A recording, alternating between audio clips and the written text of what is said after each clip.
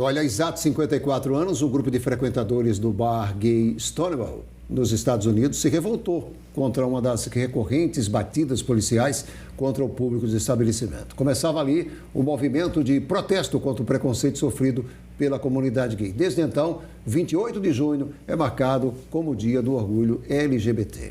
E de lá para cá, muitos direitos foram conquistados por essa comunidade. Aqui no Brasil, por exemplo, a homofobia é crime desde 2019. E vários outros avanços também, apesar de ainda termos muito o que avançar. Vamos saber mais, entender melhor quais os direitos da comunidade LGBTQIA+PN? A gente vai conversar agora com a advogada Larissa Monte, que vai trazer detalhes para a gente sobre o assunto e, claro, informação importante para o dia a dia das pessoas que convivem com essa comunidade. A gente pode começar falando sobre homofobia, né, doutora? Existe ainda e é crime, mas mesmo assim ainda é comum nas ruas.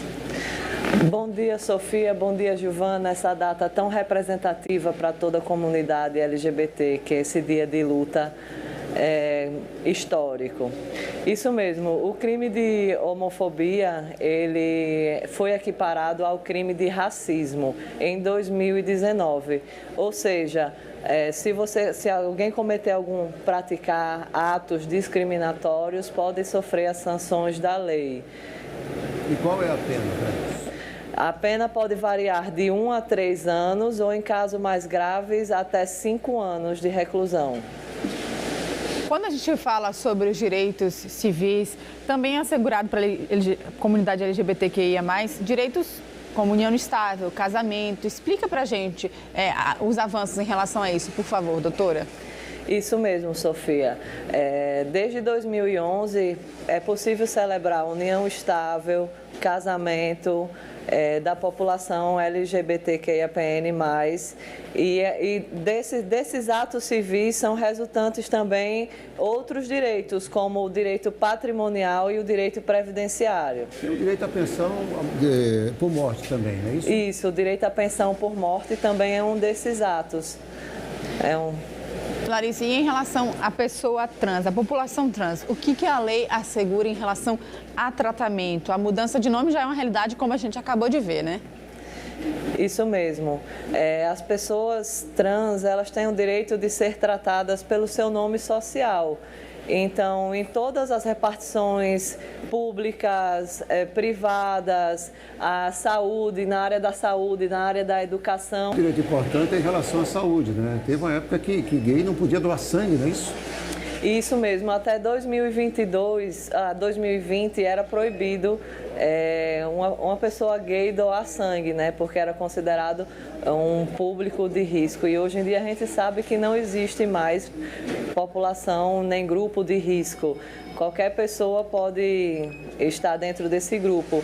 E o STF derrubou essa norma do Ministério da Saúde e hoje qualquer pessoa pode doar sangue, que é um direito, né? A senhora falou uma situação aí sobre como a pessoa se vê no ambiente de trabalho e como ela é tratada, o quanto isso é importante. Essa semana, a deputada federal Érica Hilton, ela falou sobre o assunto, dizendo o seguinte: as pessoas querem que eu me veja de uma forma que eu nunca me vi. E questionam, assim, os tratamentos hormonais, por exemplo, e todo o processo da pessoa trans ao se configurar realmente como outra sexualidade, com a outra sexualidade. Como a senhora vê isso hoje em dia? Foi uma fala realmente que abarcou uma grande parte da população, não é? Na verdade, é a própria identidade de gênero, de como você se identifica no mundo, né? Então, você tem que ser aquilo que você é. Se a sua identidade ela é feminina, ela é masculina, não interessa. Você tem que ser tratada da maneira como você gostaria de ser. É uma questão de inclusão e de respeito. E a questão da adoção, né? Tem essa mudança em relação à adoção, né? É uma mudança significativa, né? Isso mesmo. Os casais que querem podem adotar crianças e, inclusive, o registro, ele hoje em dia já pode ser multiparental, ser 2 pais, 2 mães ou outras formas de família. Larissa, você trabalha diretamente com esse público e, claro, a gente, como falamos no início da entrevista, já avançou bastante, mas ainda somos pequenos em relação a onde podemos chegar em relação ao direito e ao respeito dessas pessoas, não é mesmo? Exatamente, Sofia, e é muito importante que as pessoas tenham conhecimento, que elas respeitem toda a comunidade, porque as pessoas merecem ser incluídas e respeitadas em todas as esferas da vida e da sociedade e viver a sua integralidade.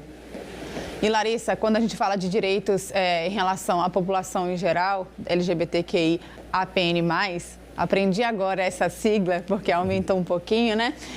Existe uma questão aqui no Nordeste, mas que pena mais, né? Porque o preconceito parece que é maior por aqui. Alagoas também é uma situação complicada em relação a isso, como a gente pode ver na reportagem, que é um dos estados que não contratou pessoas travestis. Exatamente, Sofia. Ainda existe uma grande dificuldade com relação ao mercado de trabalho e o preconceito com relação às pessoas trans.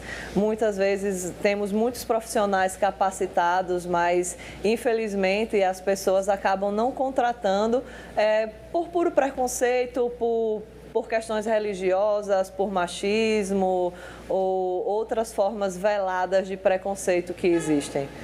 Doutora Larissa Monte, muito obrigada, viu, pelos esclarecimentos, pelas informações e por estar aqui num dia tão representativo, num dia tão importante. Eu que agradeço. Para todos. Até a próxima. Muito obrigada. Muito obrigado.